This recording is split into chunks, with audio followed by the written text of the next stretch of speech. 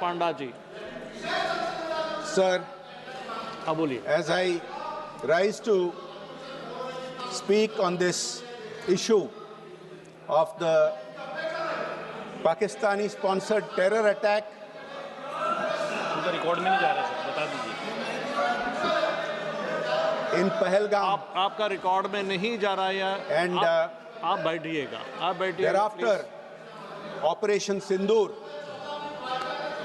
Sir, this has seen both a new low by Pakistan, although it has a long history of sponsoring terrorism and is known as the epicenter, the global epicenter of terrorism. This is a new low because the terrorists, as has been widely spoken about, identified the victims by religion before killing them. This has also seen a new normal in India's response and a new milestone in teaching Pakistan a lesson. Sir, this saga has been going on for 78 years, from immediately after independence, when Pakistan has been sending terrorists across the border. Many efforts have been made over the decades. Many steps have been taken, including many conciliatory steps. Steps which have involved agreements on water, steps which have involved giving back land that has been captured, steps that have involved returning tens of thousands of prisoners of war. These steps have seen many different aspects. We have seen bus diplomacy. We have seen many different efforts. Prime Minister Narendra Modi, right from 2014, tried to reach out, tried to have an understanding with Pakistan to fight poverty together. Right from the beginning, he invited his counterpart, the Pakistani Prime Minister, for the oath-taking ceremony. He even walked into Lahore unannounced, unarmed, filled only with courage and with good intention. But that was repaid with more terror attacks on Indian soil, more Indian lives taken, with the sponsorship and the training of Pakistan. Sir, Bharat ने हर बार शांति का हाथ बढ़ाया, पाकिस्तान ने हर बार आतंक का रास्ता अपनाया. This is the reality of our experience with cross-border terrorism. We have responded, sir, and it is important to point out the new normal that is now in place. We responded first with the surgical strikes. They did not relent. The Pakistanis still kept sponsoring, training, financing, sending terrorists across. We then responded with the Balakot airstrikes. And the airstrikes are a message which have continued till today. No one who kills Indians will sleep peacefully. Not across the border, not even in the safety of their homes. They will be tracked down and they will be killed inside their own homes. But this time, in Pahalgam, this new law which was achieved required Operation Sindoor.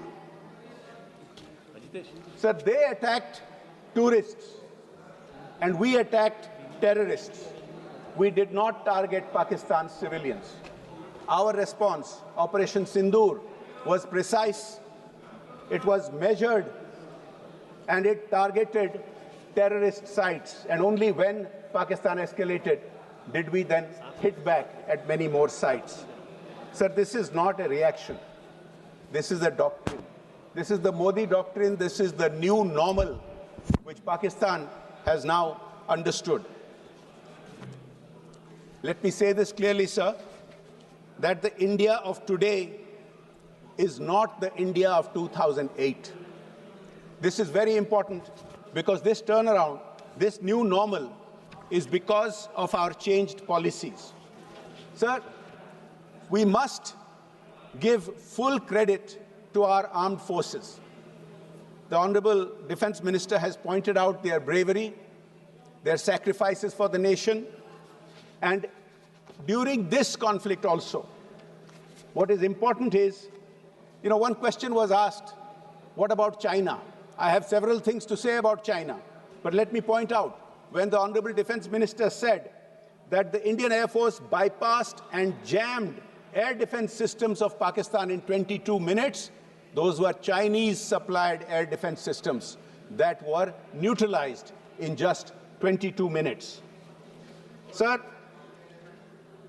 what is not often talked about, one thing we must, of course, acknowledge is that the entire country stood united on Operation Sindoor. I'm glad that even some friends across the aisle, across the other benches today, reiterated that. But sometimes, some honorable members have not been beneath taking this issue into domestic politics. I will come into that. One of the aspects that did not get talked about is that in this operation, where 11 air bases of a nuclear-armed country was hit, this is perhaps a first. This is perhaps a first that the armed bases of a nuclear-armed country was hit by India, 11 of them, and it destroyed 20% of Pakistan's Air Force assets. This is something that is worth remembering. The 9 bases of terrorists, their camps, which were neutralized, involved those of the Jaish-e-Mohammed, those of the Lashkar-e-Taiba, those of the Hizbul Mujahideen, all proscribed terror organizations who have long targeted India with the support of Pakistan. They are Pakistani based, they are Pakistani. Sir, we have talked about more than 100 terrorists being eliminated in Operation Sindoor's hit on Pakistan. It is also important to point out that at least 5 of them were very infamous names known around the world. Names like Mudassar Khadian Khas, senior operator of LET. This is the person who was given a guard of honor by the Pakistani military. Khalid alias Abu Akasha, another Lashkar-e-Taiba commander. Muhammad Yusuf Azhar, wanted in the IC-814 hijack terror attack. Hafiz Muhammad Jamil, brother-in-law of Maulana Masood Azhar, and Muhammad Hassan Khan, Jaish-e-Mohammed commander. These are very significant names. These are very significant achievements in eliminating these terrorists. On the other hand, Pakistan's attempt to retaliate failed. And it pains me that friends in the opposition who have questioned India, who have questioned the successes achieved by the Indian armed forces, haven't pointed out these failures of Pakistan, nor have they asked these questions of Pakistan. Sir, Pakistan attacked Jammu University. It attacked the UN field station in Kashmir. These were neutralized, as the Honorable Defense Minister pointed out, by the UAS unmanned aerial system grid. India's actions were purely to counter terrorism and hit terrorists, decoupling the issue from any other disputes. Sir,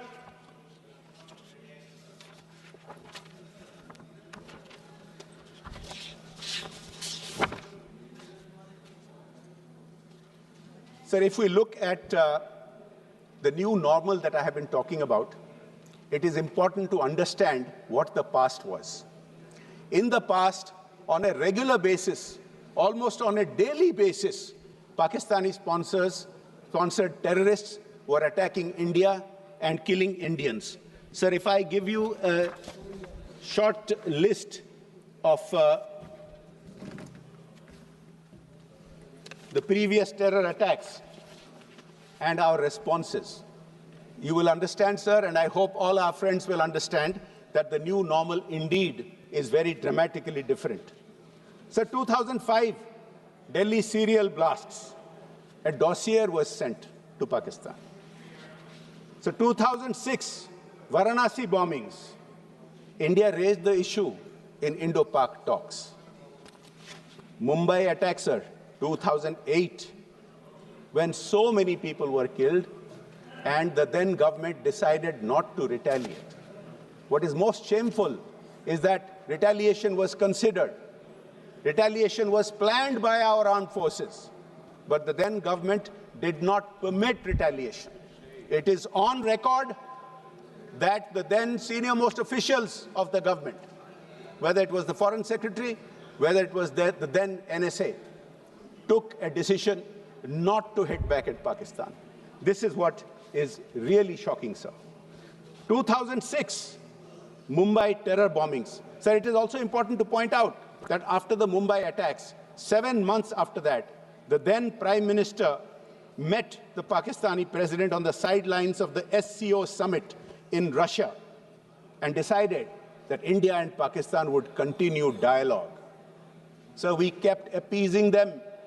Our governments of the day over decades kept appeasing them, putting no pressure on them to stop their terror funding, terror organizing. Sir, in 2006, 2 months after the Mumbai train bombings, the then Prime Minister met Pakistani President Musharraf on the sidelines of the NAM summit in Havana and again agreed to maintain the peace process. So that so-called peace process was no peace process at all. It was only peaceful for Pakistan. Indians in large numbers were sacrificed. India was attacked repeatedly, and large numbers of Indians were harmed and killed. Sir, worst of all, in 2009, within 8 months of the Mumbai terror attack, the then Prime Minister met his Pakistani counterpart at Sharm el-Sheikh in Egypt and agreed to again continue the cooperation with Pakistan. This for a country that for 78 years has been attacking India ceaselessly.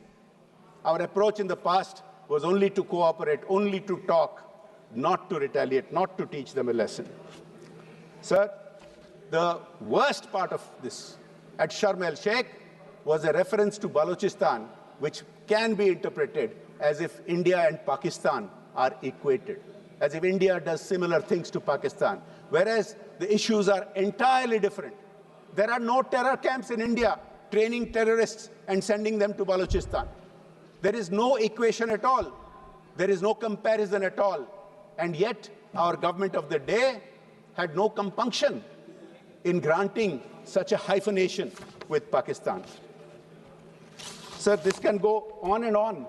There are many, many different such examples, and I will come to some of them. Sir, one question has been raised as to whether there was pressure on India to conclude the hostilities. There was absolutely no pressure on India. This has been pointed out again and again. Sir, any country can call and make suggestions. Anybody can do that. We as members of parliament can call up our counterparts when they are in the midst of hostilities, and we can give them suggestions. That is not how the hostilities ended. Sir, India has pointed out very, very clearly that this is a bilateral issue, and we have no intention of escalating. We would stop hostilities if Pakistan requested. And until and unless Pakistan directly requested India, we did not stop the hostilities. It had no relation, no connection to any requests by anybody else until Pakistan directly requested India. And sir, I ask my friends in the opposition, this has not been contradicted by anyone. Has anyone contradicted India's assertion that we insisted that it had to be a Pakistani request that we will respond to? And Pakistan finally came to its knees and requested, and that is what we responded to.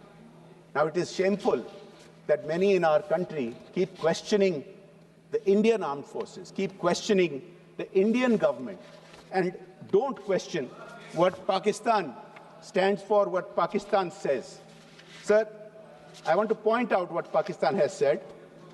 They have made absurd claims.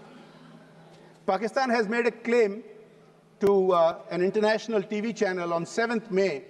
Pakistan's IB minister, Ataullah Tarar, said there are no terrorist camps in Pakistan. Have any of our friends in the opposition questioned that? Many of them have been quoted repeatedly in international media. Have any of them questioned that? Pakistan, where the most infamous terrorist in memory, the Al-Qaeda chief, was sheltered next to an army base, claiming that it doesn't have terror camps. When terror camps have been pointed out in satellite imagery, not only terror camps have been pointed out, because of the efforts of our government, many terrorist organizations and many individual terrorists have been proscribed by a variety of multilateral organizations, including the United Nations itself. Sir,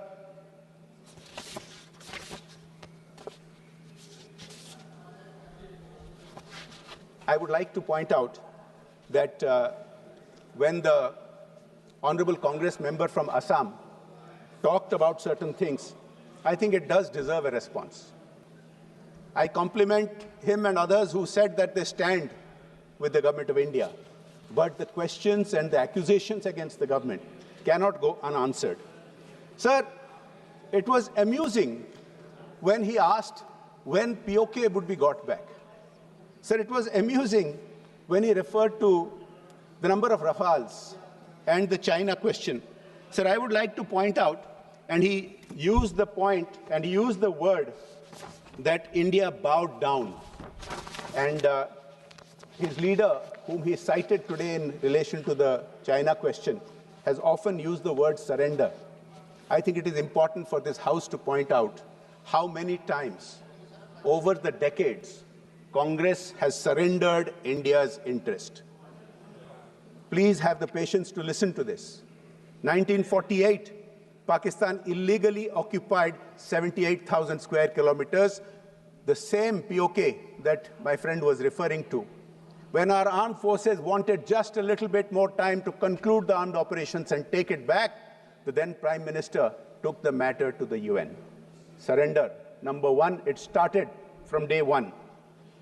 1949, Congress ignored the Kabah Valley, which was leased to Burma by UK.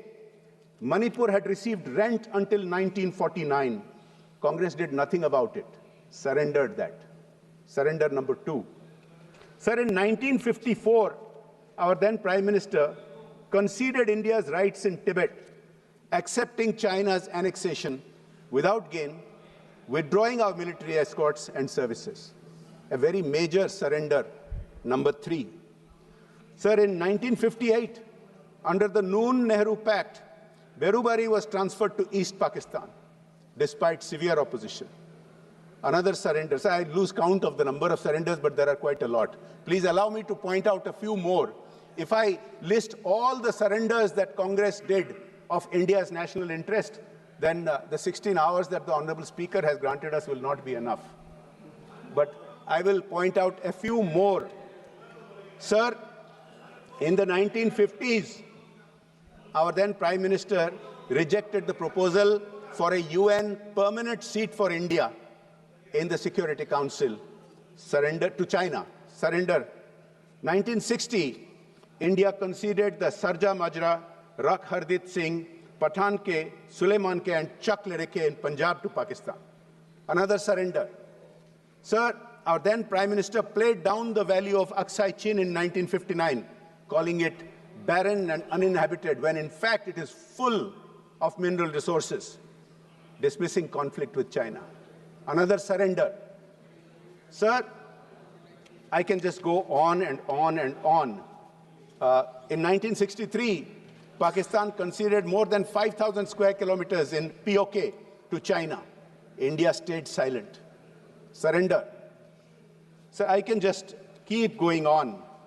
In 1965, India returned the Haji Pir Pass to Pakistan under the Tashkent Agreement. Surrender. Sir, under the 1971 Shimla Agreement, India returned 5,000 square miles to Pakistan, while Pakistan retained 30,000 square miles, and 93,000 Pakistani soldiers were released, while at the same time, 56 Indian soldiers died in Pakistani jails.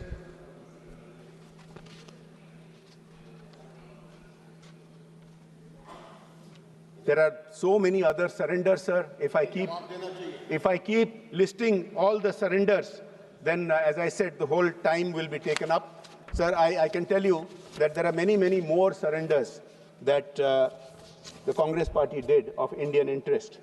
And since the issue of China was raised, I think it is important to point out, isn't it the leader of the opposition who, on social media, is seen praising China's capabilities, China's drones? Has he once ever complimented the Indian armed forces and the Indian indigenous technologies? Has it happened? So let me point out, others are pointing this out. Others are saying that India has done very well on this front. International experts are pointing this out. But our opposition members are refusing to take a stand on this.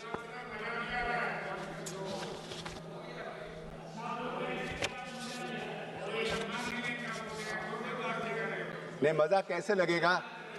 मजा कैसे लगेगा? क्योंकि ये बहुत कठिन बातें हैं. देखिए, ये तो मिर्ची है, कहां से अच्छा लगेगा? Yes, Kachatibu, Ran of Kutch, there are many others.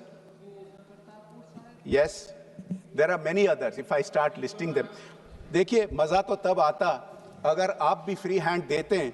आपके कई सारे ऐसे नेता हैं जो बहुत अच्छा बोल सकते हैं. मैं तो सुन रहा था मेरे मित्र मान्य शशि थरूर जी जो बहुत ही अच्छा बोलते हैं. ये तो हालांकि अलग बात है कि अभी कुछ दिनों से उनके नेतृत्व उनके पार्टी के तरफ से उनको बोलने नहीं देते हैं. लेकिन मुझे बहुत अच्छा लगा. लेकिन मुझे लेकिन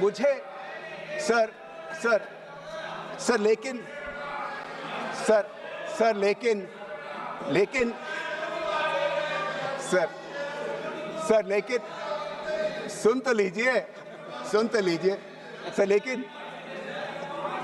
लेकिन मुझे बहुत अच्छा लगा कि उनको देश के हित में बोलने के लिए कोई रोक नहीं सका.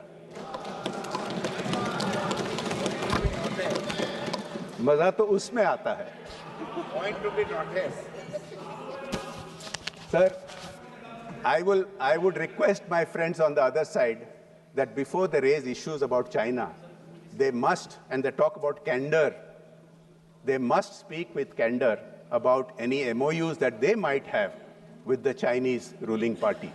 Does the Indian public not have a right to know what is the understanding that the Congress party has with the Chinese Communist Party? Does it not raise questions when they keep raising points and rebuttals and issues which are constantly aimed against the Indian armed forces, which are constantly aimed against the government of India? But as I said, in so many appearances before global media, I have not seen them raise questions about China other than praising China's technology and drones.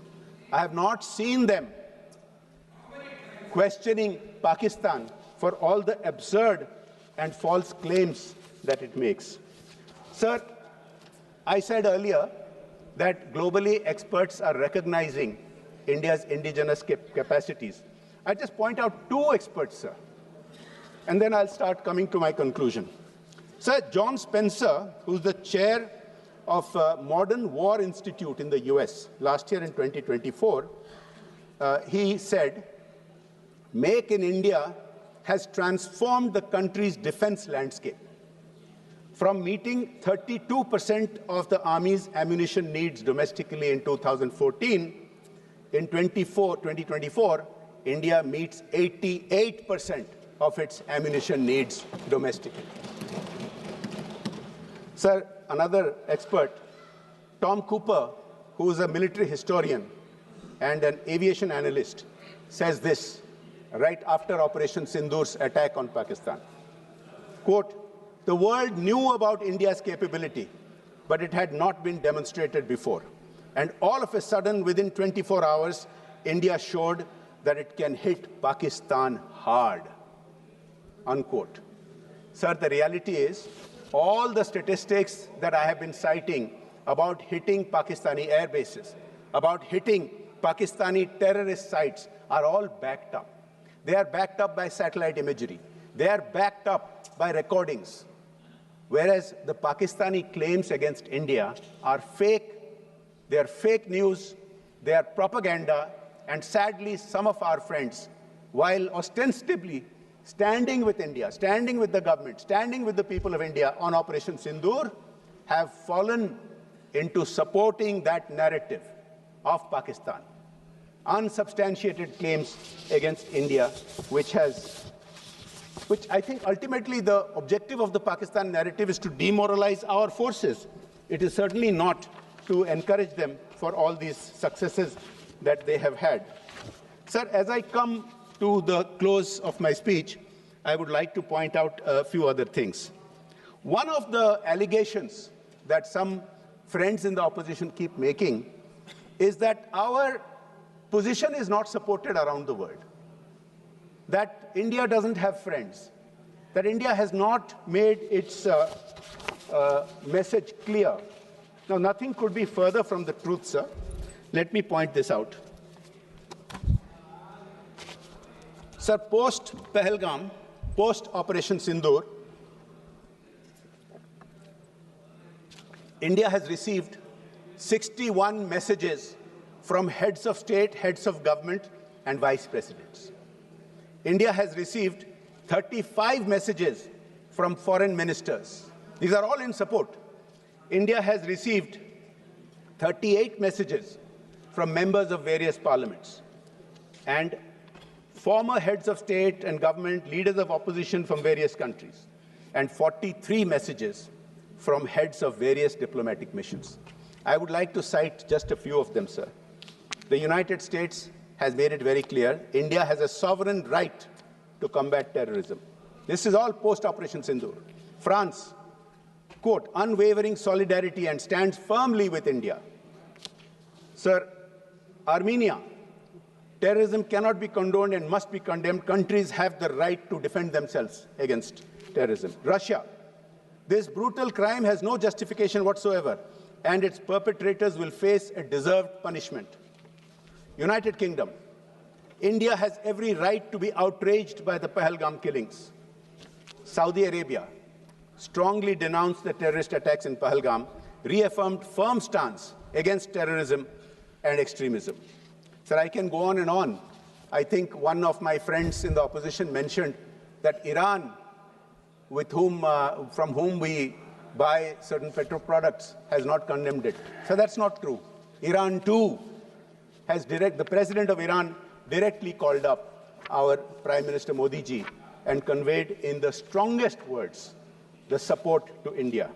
Sir, multilateral agencies like BRICS and Quad and even the FATF have all condemned the Pahalgam attack. Nobody has condemned India's right to defend itself. Nobody has opposed it. That used to be the case in the past.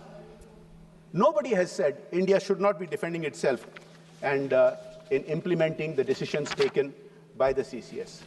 Sir, the proof of the pudding remains in the final informations that come out. Even as we were debating this issue today, some of us must have seen in the news that an Operation Mahadev is being conducted in Jammu and Kashmir, targeted at terrorists, and it appears that at least one of those eliminated today was involved in the Pahalgam attack. Now, one of the important developments that has taken place, sir, is that for 2 years now, India has been giving detailed information to the UN, to US and other countries about this outfit called the TRF, the Resistance Front. The TRF is a front organization of the Lashkar-e-Taiba, LET. Sir, as terrorist organizations get proscribed and have limitations, don't have as much freedom to move money and have training camps, they come up with all these new names and new structures. Sir, I think our friends who for several weeks now have been going around saying that India has not been succeeding in taking its message around the world should acknowledge just a few days ago the United States has proscribed the TRF as a terrorist organization, as a global terrorist threat. Sir, India has been succeeding. It is not enough to just stand with the people of India. Of course, you must stand with the people of India because otherwise you get completely sidelined.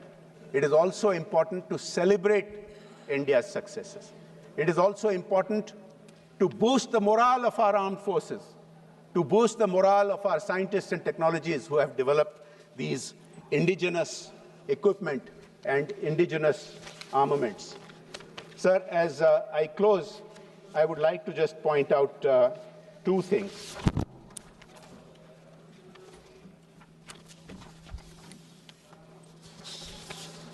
Sir, with your indulgence, I would like to paraphrase a line from a Hindi film of about 4 years ago.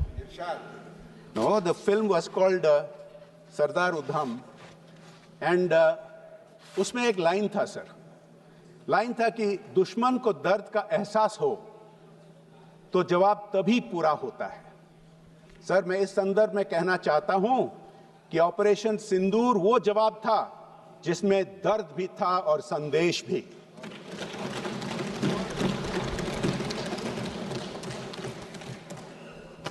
Sir, as I close, I would like to point out the following. Those who are still wanting to test Bharat's will, the willpower of the Indian government and the Indian people, will be in a very sorry situation. Sir, in concluding, I must also point out that when we sent out delegations, 7 delegations went out to different countries. I was part of one of them. And the experiences that we had was very clear. All these nations unequivocally understood and supported India's stance. All these nations reiterated India had a right to self-defense and to hit back against terror. Every one of them condemned the Pahalgam terror attack. And sir, I would like to make one point here. Sir, many of these countries have given their highest honors to Prime Minister Modi. I believe of the countries that we visited, more than 11 have given their highest honors. Sir, what is important is that these are not just personal honors for our Prime Minister. Of course, we are all personally proud that the Prime Minister of India has been given the highest civilian and military honors in so many different countries. We went to 4 countries in my group, to Saudi Arabia, to Kuwait, to Bahrain, to Algeria. 3 out of those 4 countries have given their highest honors. Sir, it is important for the nation. It is not just a personal recognition. It is important for the nation. We experienced, our group experienced, when we went, the impact that this has had, the impact of India's foreign policy of the Modi government has had on all these nations, and we perceived that strength and that support. In conclusion, sir, those who are still wanting to test India's will, let them know we are a people of peace, but we are not prisoners of it. Let them know we don't seek conflict, but we will not fear it. Let them know we never start fights, but we never lose them either. Jai Hind, Jai Bharat.